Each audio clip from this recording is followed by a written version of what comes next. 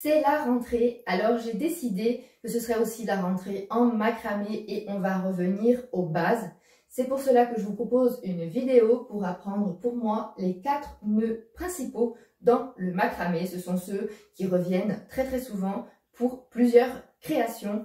Vous avez le nœud plat, le nœud baguette, le nœud torsadé et le nœud de surliure.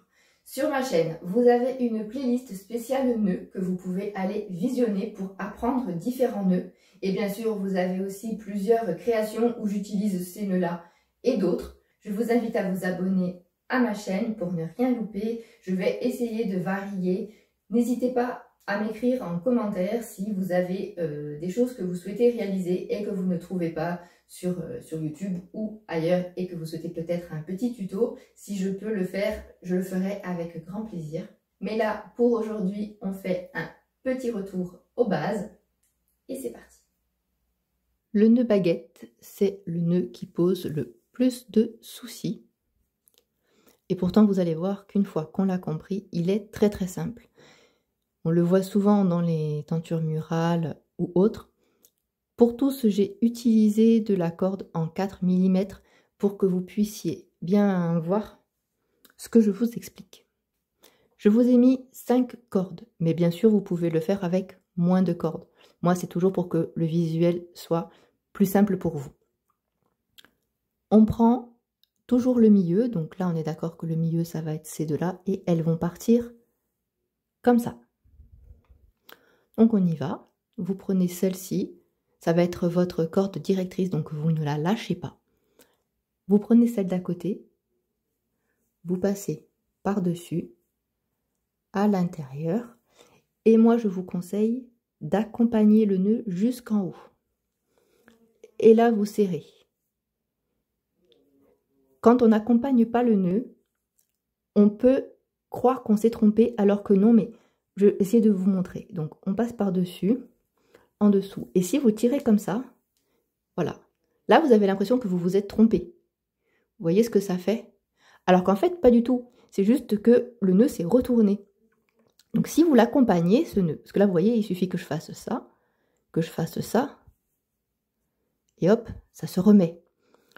Mais pour être sûr, parce que souvent, on fait juste ça comme erreur, donc on ne s'est pas trompé, sauf que le nœud se fait mal.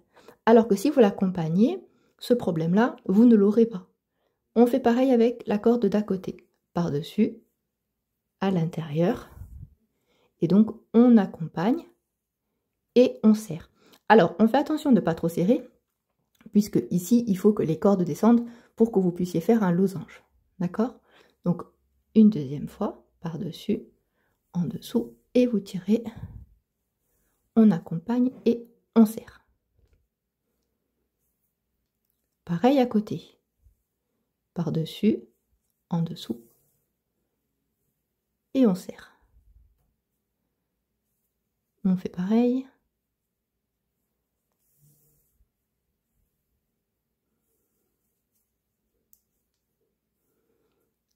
Et avec la dernière.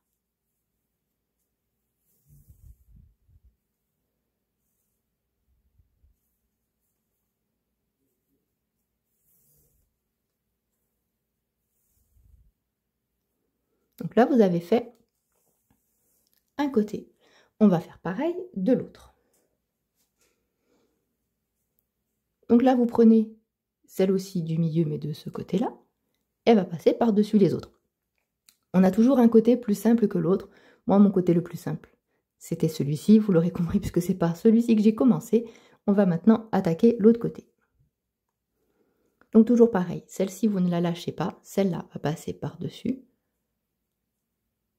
en dessous. Et on accompagne et on serre. Par-dessus, en dessous. On accompagne et on serre. Pareil avec celle de la côté.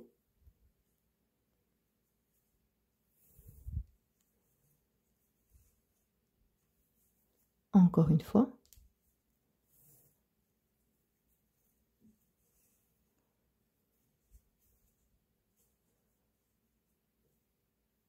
Et on fait pareil avec les deux dernières.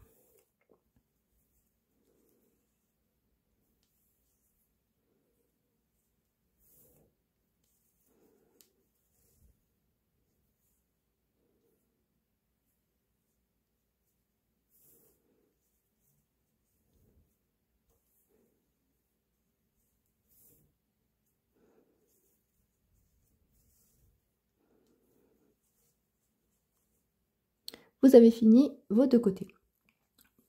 Pour le nœud baguette, il y a plusieurs variantes pour faire le centre.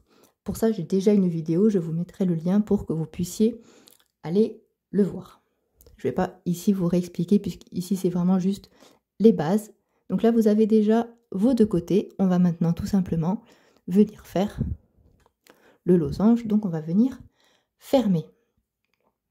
Toujours pareil, on prend la corde qui est ici à l'intérieur, elle va passer par-dessus, ici. Donc vous l'aurez compris, on recommence par-dessus, en dessous, et on tire.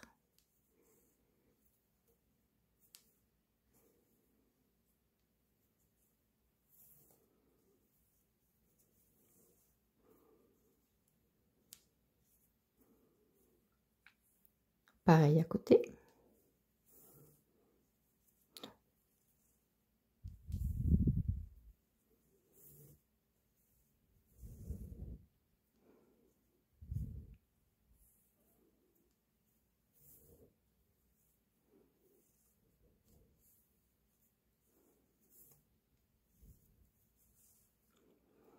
Donc là, il y en a encore une. Et vous voyez, il ne faut pas se faire de nœuds. C'est celle-ci.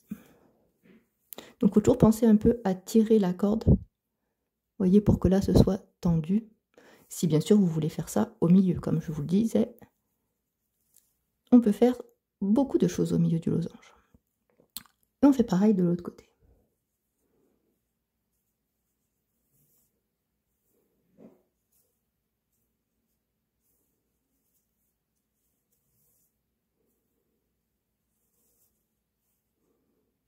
Là, j'ai été un peu vite, donc je vais aller moins vite là. Par-dessus, en dessous et on tire.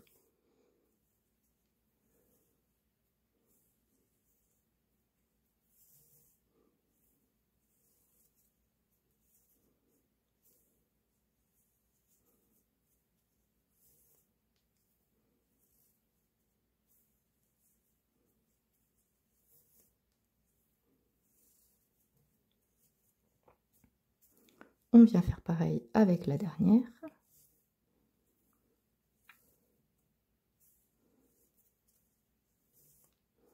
Et ensuite, on vient tout simplement fermer. Donc là, on prend les deux. Donc vous choisissez le côté, hein. Vous n'êtes pas obligé de faire le même côté que moi.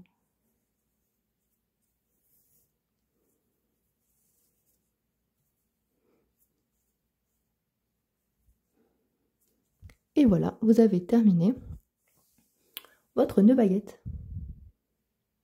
On va faire ici le nœud plat, c'est le nœud le plus simple dans le macramé et c'est souvent celui-ci qui est utilisé pour faire des sacs ou d'autres créations. Deux cordes que vous allez plier en deux et là tout simplement vous passez par-dessus. Celle-ci passe par-dessus, là elle passe en dessous et vous tirez.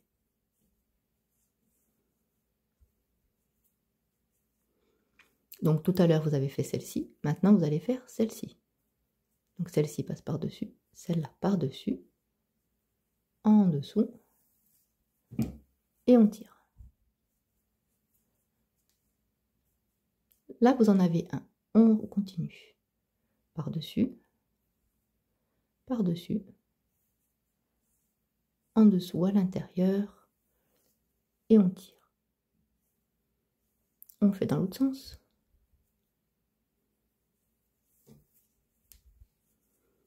Et on tire. Pour se souvenir de quel côté on est, c'est tout simplement le côté où vous avez la corde qui est par-dessus. Vous voyez là, celle-ci elle est par-dessus, donc je suis à faire ce côté-là.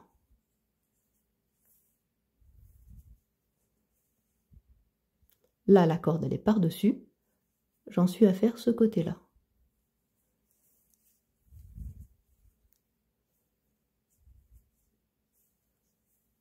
Voilà, bon là, je pourrais continuer.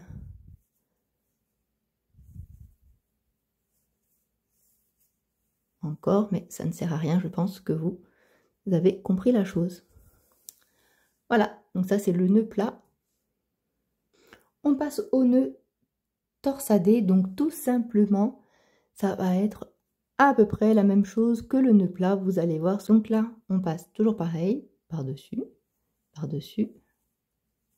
et on continue. Sauf que là, vous allez aller toujours dans le même sens, pour que ça tourne au bout d'un moment.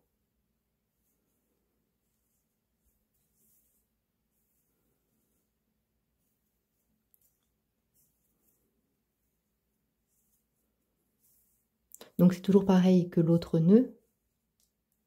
On passe par-dessus, l'autre par-dessus, à l'intérieur. Et vous voyez qu'il commence à tourner.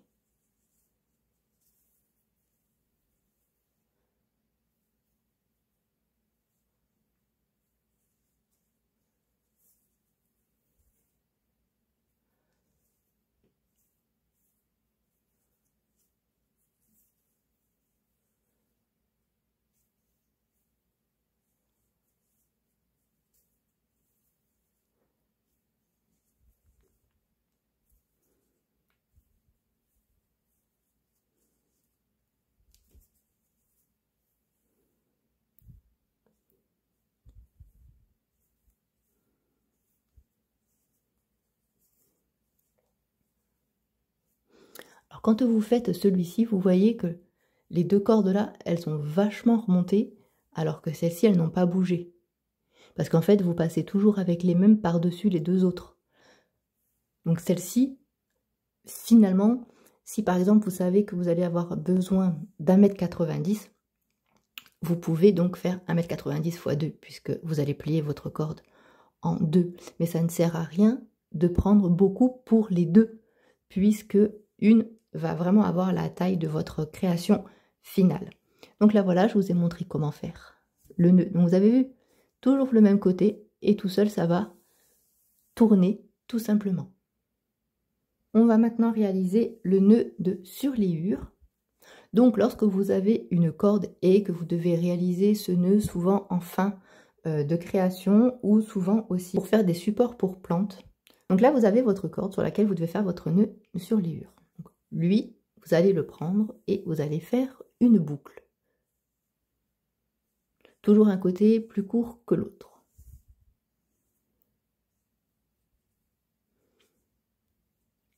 Alors, il faut le placer derrière la création. C'est-à-dire que quand vous allez faire votre nœud de surliure, vous tournez votre création. Moi, là, je vais le faire sur le devant pour que, bien sûr, vous voyez.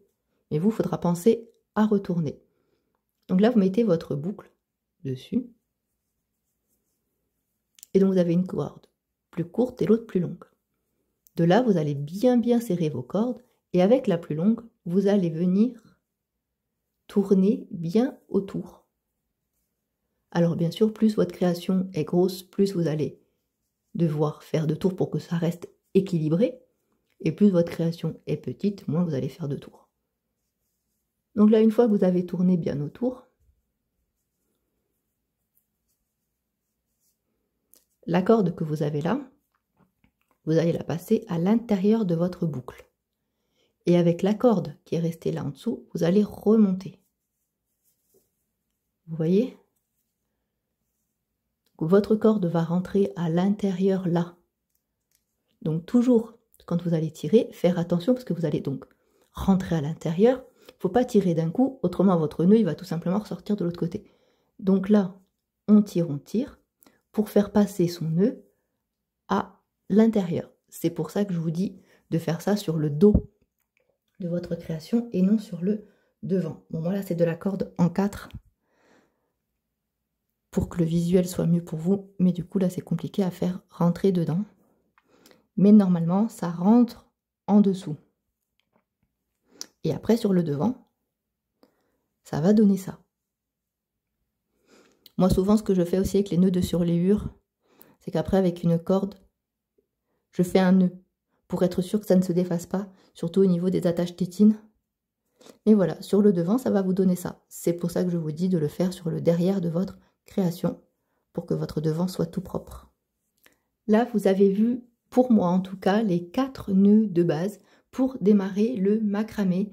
Ils reviennent souvent dans toutes les créations que vous pouvez voir ou que vous aurez envie de réaliser. C'est vraiment pour moi la base du macramé. Une fois que vous avez fait ces nœuds-là, le reste, c'est simple. Et toujours vous dire qu'avec le macramé, ce qu'il y a de bien, c'est qu'on peut toujours tout défaire. Donc, pas de panique. C'est pas grave. Si on n'y arrive pas, on recommence. No stress.